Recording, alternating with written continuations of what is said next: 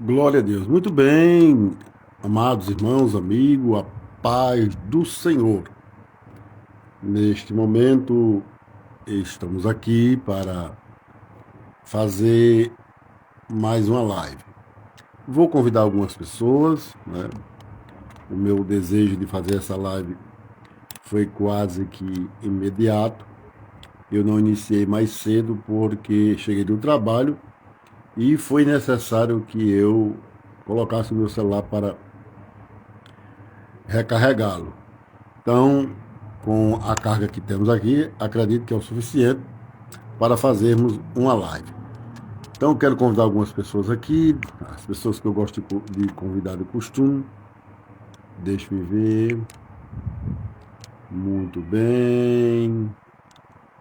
Glória a Deus. Deixa eu ver se eu consigo.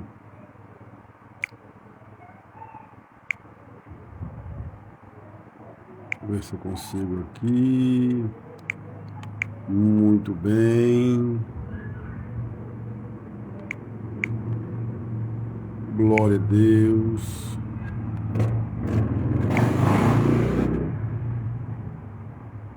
Convidando algumas pessoas.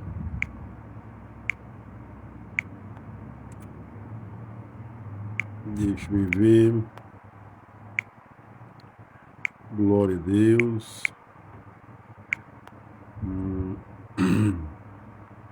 Só mais um pouquinho, por favor, irmãos. Muito bem. Glória a Jesus. Convidando aqui algumas pessoas. Deixa-me ver se essas pessoas.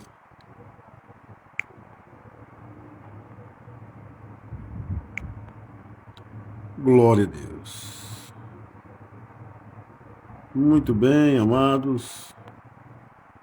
Acredito que conseguimos convidar algumas pessoas. Deixa-me ver aqui. Muito bem. Voltando aqui.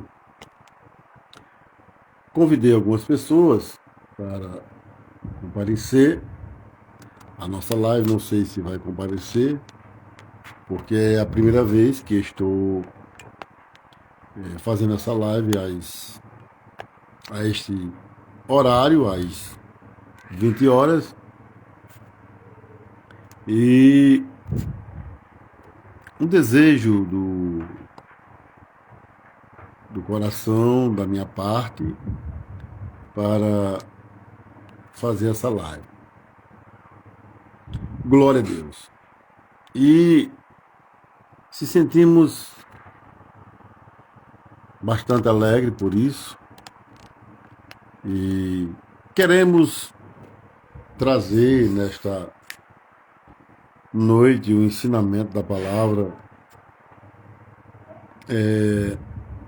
muito importante. Eu sempre gosto de pregar ou ensinar. E eu gosto de dizer que eu prego o que nós estamos vivenciando, que nós estamos vendo com os nossos olhos, ouvindo com os nossos ouvidos, né? Apesar que é uma redundância, mas nós temos esse hábito de falar. E glória a Deus. Irmão Francisco Soares, Pai do Senhor, meu amado, Deus abençoe. Deus abençoe. Acredito que esta live de hoje vai nos ajudar a esclarecer mais o que estamos vivenciando. Em primeiro lugar, eu quero, com muita alegria hoje, mostrar um presente que Deus me deu muito bom. Muito bom. Um presente que Deus me deu. Para mim é um presente e é uma alegria para mim. Comprei uma Bíblia nova, serve, né? Eu faço questão de compartilhar com vocês, porque eu faço isso com muita alegria. Tá certo? Olha. Amém, meu amado. Pai do Senhor. É uma Bíblia muito boa, uma Bíblia de estudo, a qual eu já comecei a estudar nela. Linda, não é? Mas muito mais que linda é o que ela nos ensina. E muito mais precioso do que ela nos ensina é se nós vivê-la, acreditar, obedecer, amar e abraçar. Então, é uma Bíblia nova que eu comprei, recente, e é uma Bíblia de estudo da King James, né? Versão. É muito boa. Eu estava precisando de uma, viu, irmão Francisco Soares? Olha, linda. Aqui temos estudos nela, temos estudos sobre história, sobre geografia bíblica, né? Evidentemente falando, né? Historiadores, né? Uma Bíblia escrita, me referindo aos estudos. Os estudos dela foram escritos por diversos pastores, diversas denominações. Então, uma Bíblia muito conceituada. É a Bíblia King James, né? Com os estudos Roman, né? Então, é uma Bíblia muito boa, linda, só muito linda, irmão. Só o senhor vendo quanta maravilha tem aqui, né? Tem um pouco de grego, tem um pouco né, olha que coisa linda aqui, os estudos, né? Tem um pouco de grego, tem um pouco de hebraico nela, que nos ajuda a esclarecer os textos mais originais. Então, é uma Bíblia linda. Eu recomendo que compre, né? Muito, achei em conta, peguei uma promoção, né? Uma Bíblia de R$ 212, peguei isso numa promoção, né? Aproveitei o enseio, mas é lindo. Eu tenho outras Bíblias de estudo aqui, né? Tenho outras Bíblias. Mas quanto mais aparece, mais a gente se aprofunda, se for amante da palavra, no conhecimento. Muito boa. Boa demais. Então, eu, estudando essa Bíblia, ela também com a ajuda do Espírito Santo, evidentemente, ela nos abre um leque de entendimento. Eu estou estudando ela muito, né? Além de eu ler, né, a Bíblia em si, né, eu também leio os estudos dela. Então, claro, a gente não consegue de um dia para o outro, né, não é com poucos dias que a gente consegue, né, decorar muita coisa, mas alguma coisa vai ficando, então a gente vai aprendendo. Aí eu quero compartilhar nesta noite um texto muito conhecido. Esse texto, ele me chamou bastante atenção, mas muito atenção. E é um texto conhecido. Todos conhecem esse texto. Está escrito no Evangelho de Mateus, ou por que não dizer, Evangelho de Cristo, segundo escreveu o evangelista Mateus. O capítulo de número 2. O capítulo número 2. Olha que coisa interessante. Mateus vai relatar a história de uns magos. Subentende-se que pela quantia de presente, subentende-se 3 magos do Oriente. Leamos e aí, certamente Deus nos abençoará. Diz assim, ora, capítulo 2, verso 1. Ora, tendo Jesus nascido em Belém da Judéia, nos dias do rei Herodes, eis que alguns homens sábios vieram do Oriente a Jerusalém, dizendo, onde está aquele que é nascido rei dos judeus? Pois nós temos visto a sua estrela no Oriente e viemos para adorá-lo. Ouvindo estas coisas, o rei Herodes ficou preocupado e toda Jerusalém com ele. E quando ele tinha reunido todos os principais sacerdotes e escribas do povo, ele exigiu dele onde Cristo deveria nascer. E disseram-lhe, em Belém da Judéia. Porque assim está escrito pelo profeta: E tu, Belém, na terra de Judá, não és a menor entre as capitais de Judá, porque de ti virá o governador que há de governar o meu povo Israel. Amém. Muito bem. Amados irmãos, esse texto aqui, ele me chamou não somente pelo campo histórico narrado, mas trazendo uma aplicação para os dias atuais. Todos nós conhecemos um pouco dessa história que Jesus, ele nasceu em Belém, da Judéia. Cidade pequena. Estava profetizado pelo profeta Miqueias. Miqueias profetizou que a cidade de Belém ia ser com certeza honrada, porque nela nasceria o Salvador. Mateus, ele faz questão de registrar esse texto lido por um dos escribas a pedido do rei Herodes. Nasce Jesus. Jesus nasceu aproximadamente no ano 4, mais ou menos isso aí. Do ano 2 para o ano 4. Nasce Jesus. E quando Jesus nasceu, amados, quando Jesus nasceu, ele nasce em Belém e ele, nascendo, ele traz um grande problema para os que estavam no poder. E aí nós vamos ver no contexto de toda a história que 3 homens sábios, vou repetir, subentende-se que eram 3 homens pelo número de presentes levados. Um levou mirra, outro incenso e outro ouro. Então, subentende-se que esses 3 homens eram 3 homens, 3 magos. Com muito respeito à crença dos que apregoa que esses 3 magos eram 3 reis. Mas eles não eram 3 reis. Eles eram 3 magos.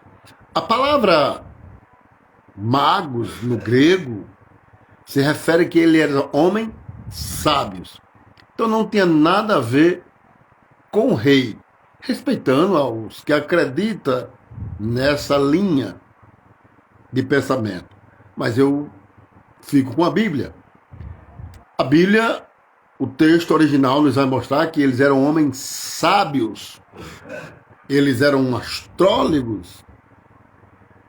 E por eles ser astrólogos, eles provavelmente tinham conhecimento desse rei que iria nascer. Não é tão provável, mas alguns conhecedores históricos acreditam que esses magos, eles que vieram do Oriente, eles vieram do lado da Babilônia, da Pérsia, naqueles lugares ali. E nós sabemos que esses homens, melhor dizendo, a Babilônia foi um lugar onde os judeus permaneceram ali 70 anos sobre o poder do Império Babilônico. Todos nós conhecemos essa história quando Israel foi exilado para lá. Depois foi libertado pelo rei Ciro. Inclusive, eu estava assistindo um vídeo, me veio à memória, né, que foi a primeira declaração aos direitos humanos foi feito por Ciro. Ciro foi o homem, não foi outra pessoa, não foi no Brasil que foi inventado, não foi fulano. O primeiro, a primeira declaração aos direitos humanos foi feita por Ciro. Por Ciro. Ele deu liberdade ao povo de Israel para retornar para as terras de Jerusalém. Fechando parênteses aqui, que eu não vou entrar nesse detalhe. E quando eles veem uma estrela, certamente revelado por Deus, essa estrela não é obrigada a ser uma estrela. Pode ser a própria Shekinah de Deus, o poder de Deus, pode ser um pedaço, um cósmico, bom, uma estrela. Eles viram e eles seguiram essa estrela, justamente quando Jesus nasce. Alguns estudiosos entendem que esses homens passaram aproximadamente, se não me foge a memória, se eu não estiver equivocado, 2 anos após Cristo ter nascido. 2 anos. Eles levam aproximadamente 2 anos, se não me foge a memória. Se eu estiver errado, é um equívoco da minha parte. E eles vão para Jerusalém, porque eles eram sabedores que o Messias, um novo rei, nasceria. Provavelmente esses homens já ouviram o testemunho do povo judeu ali nas terras babilônicas. Subentende-se que isso pode ter acontecido. E eles foram. E quando chegou lá, quem estava no poder? Herodes. Herodes o Grande. Herodes não era o nome do rei, era um título dado a um rei romano. Herodes o Grande, um homem perverso, mau, que não abria mão do poder, jamais. Ele tinha suas artimanhas para segurar o povo judeu. Ele não só usava o poder, mas também usava suas artimanhas. Herodes era um homem perverso e chegou a matar, segundo a história, até alguns dos seus familiares para não se apoderar do seu poder. Herodes era perverso, segundo a história. E esses magos chegam em Jerusalém, procura Herodes, é atendido por Herodes. Vale salientar que a palavra magos, que se refere a homens sábios, ele só se encontra nessa passagem e lá na passagem de Daniel, quando Nabucodonosor procura os sábios para interpretar o seu sonho. Essa palavra, dentro do original, aparece nesses dois contextos. Então, os magos não eram reis, eram homens sábios, que estudava astrologia, eram homens muito sábios. Não tinha nada a ver com rei. E aí eles foram, procuraram Herodes, foram atendidos e perguntou a Herodes, aonde é nascido, ou seja, Jesus já tinha nascido, aonde é nascido o rei dos judeus? E quando Herodes escuta essa palavra, ele fica enfurecido. Provavelmente não traz uma demonstração para os seus visitantes, mas Herodes procura naquele momento os sacerdotes, que eram os homens religiosos da época, e os escribas, que eram os escritores do Antigo Testamento, Eles eram, por que não dizer assim, a gráfica, Eles não somente reescrevia o Antigo Testamento, como eles também lia Então eles eram conhecedores do Antigo Testamento. E Herodes convocam eles e pergunta: a gente quer saber aonde nasceu esse homem aí que os magos estão procurando, os reis, né, o rei dos judeus. Herodes dizia isso revoltado, porque Herodes não queria perder o seu poder, o seu trono. E a Bíblia diz que eles, procurando lá, encontrou lá em Miqueias, justamente isso que eu tenho lido. E tu, Belém, tu não é a menor de Judá. E aí faz aquela revelação que Jesus nasceria lá em Belém da Judéia. E quando os magos ouviram essa pronúncia, eles vai justamente para onde Jesus está. E aí Herodes, com o intuito de matar Jesus, disse: olhe, quando vocês for lá, volte e venha me dizer onde vocês adoraram o menino, que eu vou lá adorá-lo. Olha só, ele sabia que era em Belém, mas não sabia qual era a casa. Então estava aproximadamente com 2 anos que Jesus tinha nascido. E os magos saem para lá. E os magos chegam lá. Quando os magos chegam lá, Mateus registra que ele chegando lá estava na sua casa Jesus, sua mãe. Observe que Mateus faz questão de botar Jesus em primeiro lugar. Jesus, sua mãe e José. Observe que coisa interessante. A preocupação que Mateus tinha em suas escritas de botar Jesus em primeiro.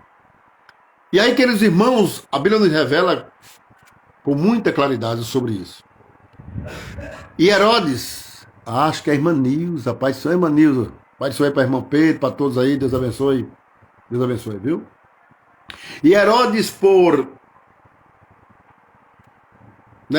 desculpe, os magos receberam um sonho dado por Deus, que não voltasse mais para Herodes, porque Herodes procurava matar Jesus, o menino que tinha aproximadamente, que tinha 2 anos de idade. E aqui, ó, os magos tomou outro caminho. E Herodes, se sentindo traído pelos magos, ordena que mande matar todos os meninos de 2 anos para baixo. Porque ele não sabia quem era Jesus, não sabia quem era o Messias. Sabia que o menino tinha nascido, mas não sabia quem era. Então ele ordenou: quem for homem de 2 anos para baixo, execute-o. Era a ordem de Herodes, porque ele tinha medo de perder o trono. Jesus não veio para herdar um trono humano. Por mais que as profecias sejam parecidas com esse respeito, mas não era isso. Simplesmente isso. E aí, queridos irmãos, veja que coisa interessante. Herodes manda matar todos os meninos. José é revelado em sonho que ele pegue o menino e sua mãe e vá para o Egito, para se cumprir o que foi dito pelo profeta Oséias. A Bíblia é muito maravilhosa. Não tem como desacreditar na Bíblia. A Bíblia é perfeita. O que falta no ser humano é a perfeita interpretação ou perfeito discernimento. Se Deus não nos der o entendimento da palavra, a gente vai desacreditar na Bíblia. Vai achar que ela é um livro, simplesmente um livro comum. Só isso. Mas olhe como a Bíblia se encaixa. Para se cumprir o que foi dito pelo profeta Oséias: do Egito chamei o meu filho. Jesus vai para o Egito, levado por sua mãe Maria e pelo seu pai adotivo José. E lá nós sabemos que depois que Herodes o Grande, ele morre, aí mais uma vez José tem um sonho para que ele retorne para as suas terras. Deus ia trabalhando na vida de Jesus desde pequeno. E aí, queridos irmãos, nós sabemos que Herodes o Grande morreu e agora os seus 4 filhos, eles assumem partes geográficas daqueles territórios onde Herodes mandava, foi repartido pelos seus filhos, que também receberam os seus nomes, titulados como os Herodes, né? Tinha Herodes Antipa, tinha o Filipe e outros Herodes. Tinha Herodes o tetrarca que era o quarto Herodes. Esses 4 filhos de Herodes, depois da morte de Herodes, o seu pai, o grande, os 4 filhos repartiram geograficamente as terras onde seu pai dominava, e cada um ficou dominando em seus setores. E Jesus retorna. Jesus vai para uma cidade chamada, juntamente com seus pais, é claro, José retorna e vai para um lugar chamado Nazaré, para se cumprir o que foi dito pelo profeta, que ele será chamado o Nazareno. Olha que coisa interessante. Na realidade não tem esse texto, o Nazareno, no Antigo Testamento, mas estava se referindo a uma palavra chamada renovo, porque o nome Nazareno, as suas siglas NZR, quer dizer, vem do sentido de ramo. Por isso que no capítulo 11 de Isaías, e o verso 1, se refere a isso, que Jesus seria o renovo. Então, as 3 letras do Nazareno, NZR, se encaixa justamente dentro da palavra renovo. Por isso que a gente não vai encontrar entre parênteses que ele será chamado o Nazareno no Antigo Testamento. Mas dentro desse contexto comparativo da palavra. Irmãos, para nós não ir muito além, porque tem muita coisa boa aqui. Se a gente fosse falar, cansaria as pessoas, evidentemente, e nos cansaríamos. Diante dessa história tão bonita, curta, bem bonita, que todo mundo conhece, nós estamos vivenciando dias difíceis. Eu já disse, a gente prega o que está, eu prego o que está vivenciando, o que estamos vivenciando. Eu não prego inventando história, não prego como forma de piada, eu não prego como uma forma simulando para que ninguém entenda. Não, eu prego o que nós estamos vivendo. Nós estamos vivendo em dias difíceis, onde o Evangelho tem, para os que não crerem, evidentemente, tem se tornado um escárnio, porque eles não sabem, não sabem nem querem discernir o que é uma mão esquerda nem uma mão direita. Mas nós que acreditamos no Evangelho e sabemos em quem temos crido, isso não nos confunde, mas nos deixa de visão mais nítida a palavra. Eu trouxe toda essa história para fazer aqui uma aplicação para os dias vivenciados. O Evangelho, onde ele está sendo mais escarnecido, você abre hoje a internet, as coisas mais horríveis que estão fazendo contra o Evangelho. E eu não estou falando isso, irmão, de pessoas não crentes. Eu estou falando de pessoas que se julgam pastores, que se julgam líderes religiosos, que abre uma placa de igreja e usa a Bíblia para nocautear os sem noções ou sem noção da palavra. Aquele que não creu na palavra no sentido espiritual, mas que muitos em nosso meio aceitou a palavra como uma religião, como um meio de vida, como uma loteria, como um amuleto da sorte. E a Bíblia não é essas coisas fracas. A Bíblia é a palavra de Deus, é a palavra eterna. João, ele sendo tão convicto disso, ele diz assim, no evangelho que ele escreve, ele diz assim: no princípio era o verbo, e o verbo era Deus. No princípio era a palavra, e a palavra era Deus.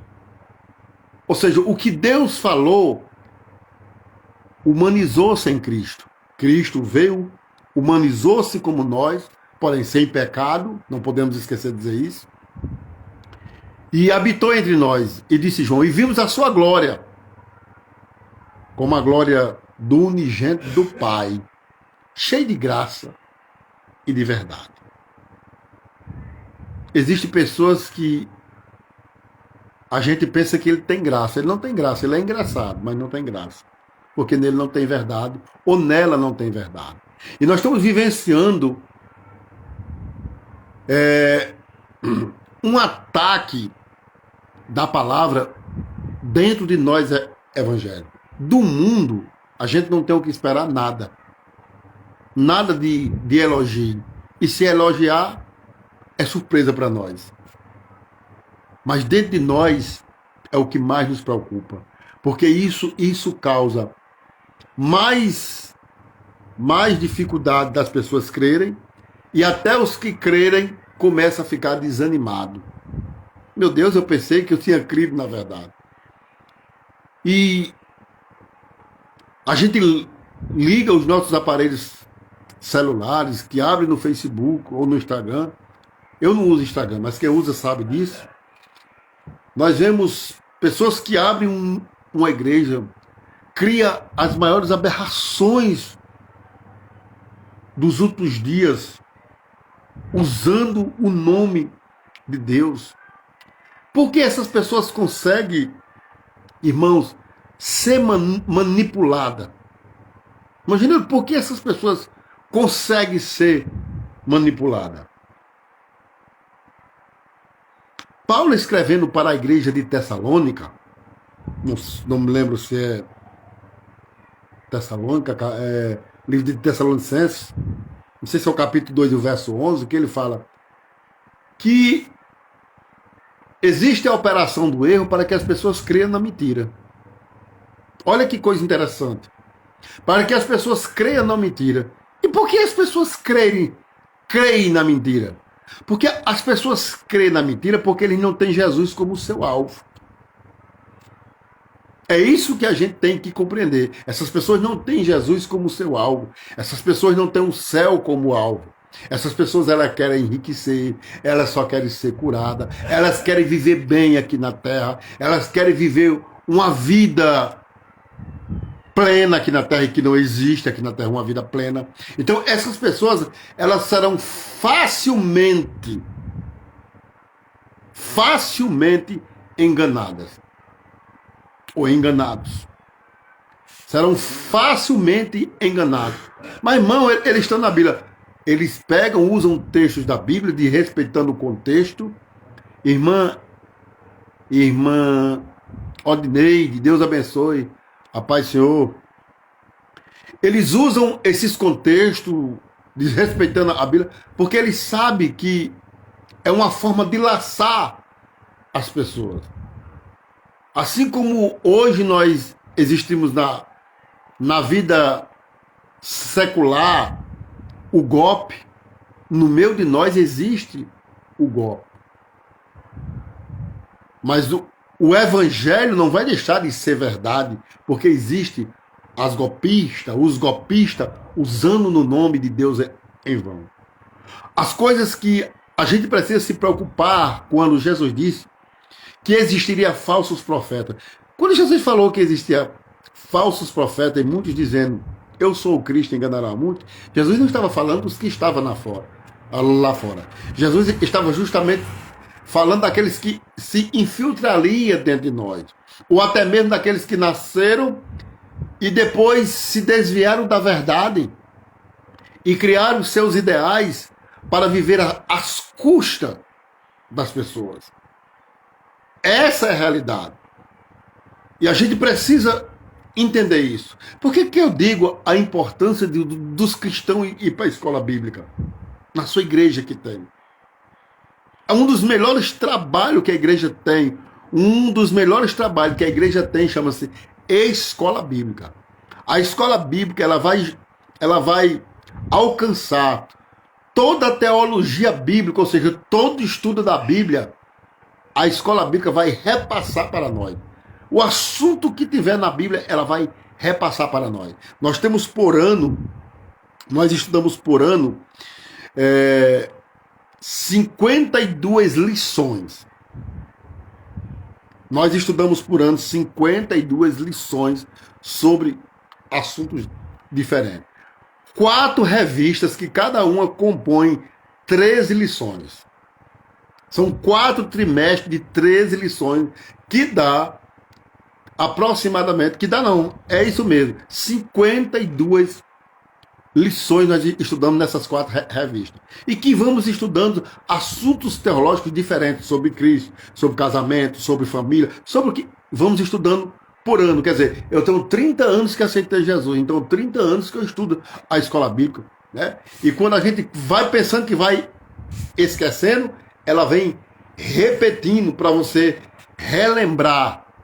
Né? Relembrar. Então, veja só que coisa importante. A escola bíblica, ela nos esclarece. Ela tira as nossas dúvidas. Eu aconselho muito. Aí tem... Quando... tem pessoas que não... Quando não assistem uma escola bíblica, ela começa a duvidar. E os que não querem compromisso com a palavra, com nada, é crente, mas começa a murmurar, a criticar, porque não estuda a Bíblia, não tem interesse de aprender. Então, irmãos, a gente precisa compreender isso aí. Onde é que está o nosso coração? O nosso coração está onde? Aonde tiver o nosso coração, onde está o nosso interesse. Isso é fato. Jesus disse, onde tiver o vosso coração, ali está o vosso tesouro. A gente precisa compreender isso. A importância de entendermos. Então, eu trouxe toda essa pequena narrativa sobre o nascimento de Cristo, sobre os magos, sobre Herodes. Porque, irmãos, justamente para fazer uma aplicação nos dias atuais. As pessoas estão usando a obra de Deus, estão usando o nome de Jesus para se enriquecer, para se beneficiar. E não se escandalize com o que eu vou dizer, meus irmãos. Nem todos que estão pregando hoje o Evangelho crêem no Evangelho. Eles não acreditam. Mesmo eles crendo, mesmo eles pregando, eles não acreditam. Não se confunda.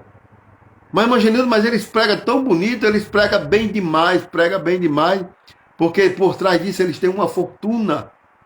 Eles usam o nome de Deus, eles usam a obra, eles fazem qualquer artifício. E deixa eu abrir aqui um parênteses para nós não ficar engasgado nem confundido.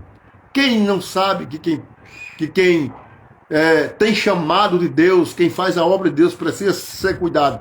Todos nós sabemos isso, eu não estou tirando esse legado à luz da palavra, eu não estou tirando esse legado.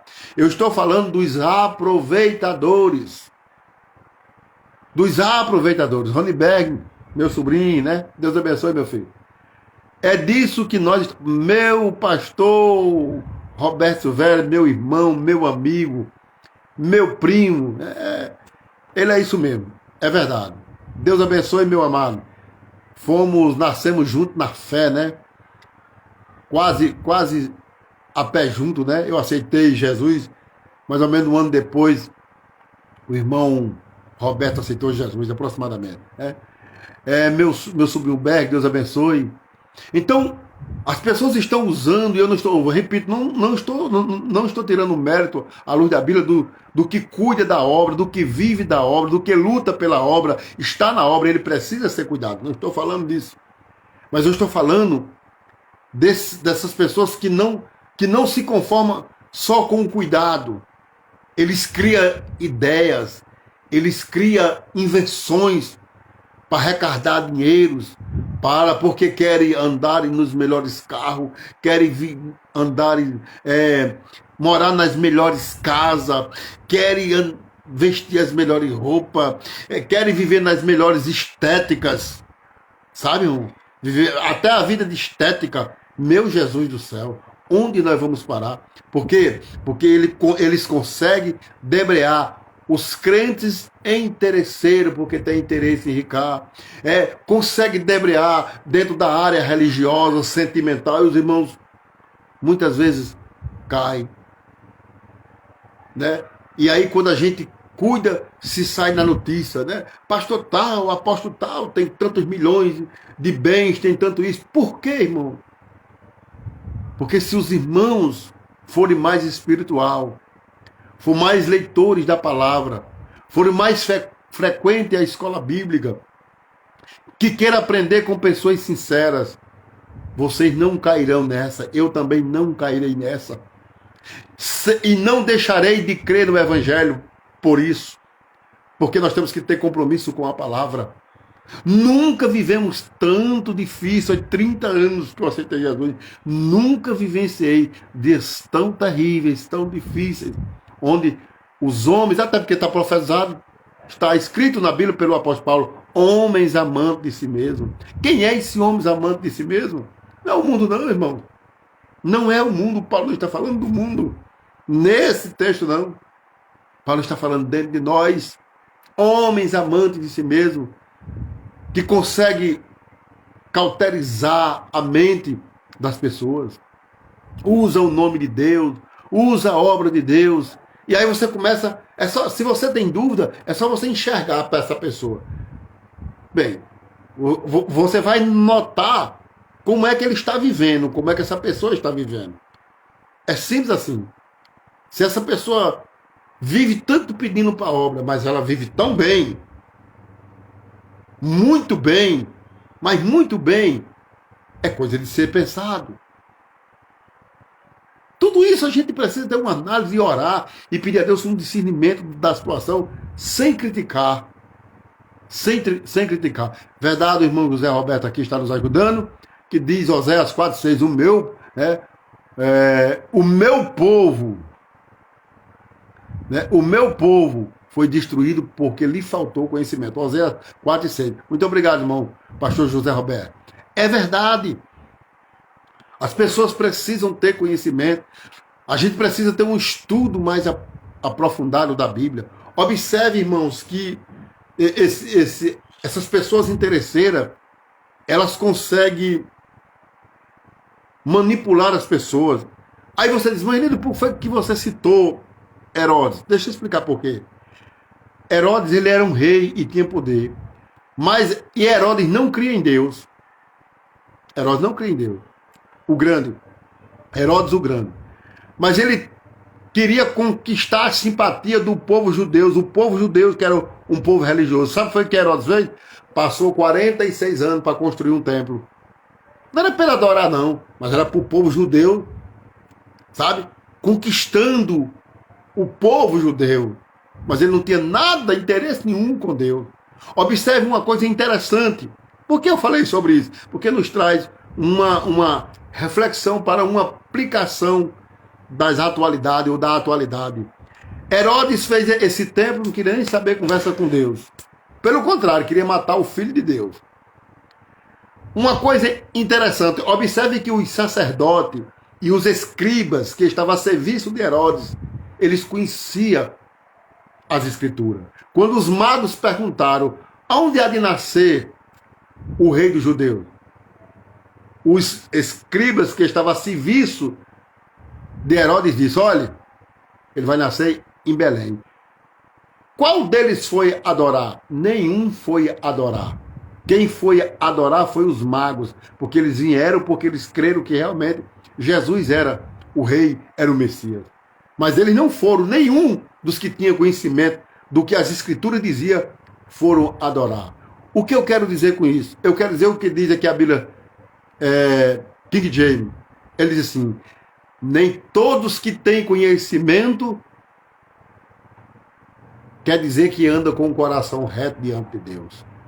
A gente precisa entender, às vezes nós observamos, até simpatizamos pessoas que pregam tão bem, ensinam tão bem, prega da gente passar a noite ouvindo. Mas ter conhecimento não nos faz reto diante de Deus. O que vai fazer reto diante de Deus é justamente a palavra que temos aceitado e que ela é quem deve moldar o nosso caráter. Irmão Antônio, Deus abençoe, meu amado.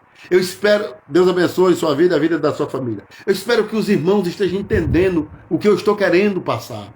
As escrituras sagradas, ela continua sendo a verdade. E jamais deixará de ser a verdade. É tão verdade que ela já nos diz que estamos vivendo tempos difíceis e que homens se aproveitariam justamente para... Irmã Luciene, Deus abençoe, a paz do Senhor. se aproveitaria para se beneficiar do povo. Estão usando a obra de Deus, usa o nome de Jesus, usa um malabarismo, cria tantas coisas, cria o envelope da cura, cria a vassoura santa, cria tanta coisa, meus irmãos, pelo amor de Deus, cria a campanha não sei de quê para ver arrecadação. Meus irmãos, aonde nós estamos parando? Aonde vamos parar? Só no céu, né? Graças a Deus que tem uma coisa boa nos esperando. Os céus, se permanecermos em Cristo. Estamos tudo hoje que a gente entra nos nossos templos hoje é pagando. Onde tem isso na Bíblia, pelo amor de Deus? Por que, meu Deus, as pessoas não abrem os olhos? Claro e evidente que a igreja ela precisa contribuir. Eu não sou tão menino. A gente precisa contribuir. Mas tudo se cria um evento para que os irmãos só entrem pagando. Inventam nome, é investimento, não é pagamento, é investimento. Tudo isso, irmãos. Tudo isso para se beneficiar. Às vezes a gente fica revoltado. Às vezes a gente ora. A gente entrega nas mãos de Deus. Às vezes tem hora que a gente toma das mãos de Deus e quer agir. Porque eu nunca vi na minha vida tanta aberração. E não tem nada disso na Bíblia. As pessoas... Sabe, irmão? Eu sei que a live está cumprida hoje, mas para nós concluirmos aqui, por favor, para nós tenha paciência com o irmão Genildo. A live está muito comprida, mas só para concluir. Só para nós concluirmos. Eu quero fechar agora. Eu quero fechar. Nós, irmãos, precisamos estar orando e vigiando. Estão criando todo o mecanismo possível para se arrecadar no nosso meio. A gente não pode falar essas coisas em púlpito. Quem conhece a gente sabe que tem medo da gente falar. E a gente fala mesmo. Mas nós temos hoje veículos para falarmos o Evangelho, para esclarecer aqueles que estão nos escutando. Tanto irmão como pessoas não crentes. Tanto um como o outro. Às vezes nós, com muito respeito às pessoas católicas, mas eu tenho que falar isso. Quero fazer aqui, trazer uma passagem para encerrar. Às vezes a gente quer botar coisa no meio de nós, como os católicos botam Maria como salvadora. Eu quero respeitar que os católicos, mas eu tenho que dizer o que a Bíblia me diz. Os católicos acreditam piamente que Maria salva, perdoa, só por uma razão que não tem na Bíblia. A razão que eu vou explicar. Só porque eles entendem que Jesus é a mãe, que Maria é a mãe de Jesus, e ponto final. E ela é a salvadora porque ela é a mãe e pronto. Qual é o filho que não obedece à mãe? Acabou-se. Eles sustentam isso sem fundamentos espiritualmente teológicos. Eles visam isso como uma forma natural. Certo? Como uma forma natural. É verdade, Manuel Alberto. É a ganância que é grande. Como uma forma natural, não espiritual. Tem crentes que estão enxergando Jesus dentro da igreja como aquele Jesus humano. Mas não é assim. Parece que nós estamos tendo essa mesma visão do catolicismo romano. O catolicismo romano continua vendo Jesus como humano. A gente precisa compreender que Jesus, como Deus, ele não tem mãe. Ele tem pai, mas não tem mãe. A oração, a reza, com muito respeito, mas eu tenho que ser realista à luz da Bíblia que eu estou dizendo. Se quiser crer, fica à vontade, só estou dizendo. Não existe Maria, mãe de Deus. Deus não tem mãe. Isso é um desrespeito, uma aberração contra Deus. Deus não tem mãe. Ele é o Criador, ele não é criatura, ele não nasceu do ser humano, ele é divino. Agora, como o homem se humanizou, aí ele usou uma mulher, nasceu de uma mulher virgem, evidentemente, uma mulher santa, virgem, evidentemente. Como homem, ele teve mãe e não teve pai. Teve um pai adotivo, mas não genérico. E como Deus, ele tem pai e não tem mãe.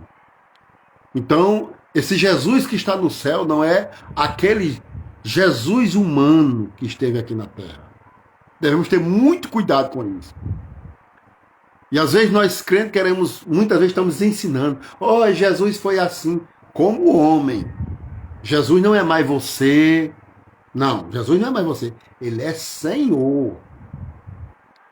E muitas vezes alguém diz, mas por que nós chamamos Jesus Cristo? Porque o nome Jesus em si já é honroso.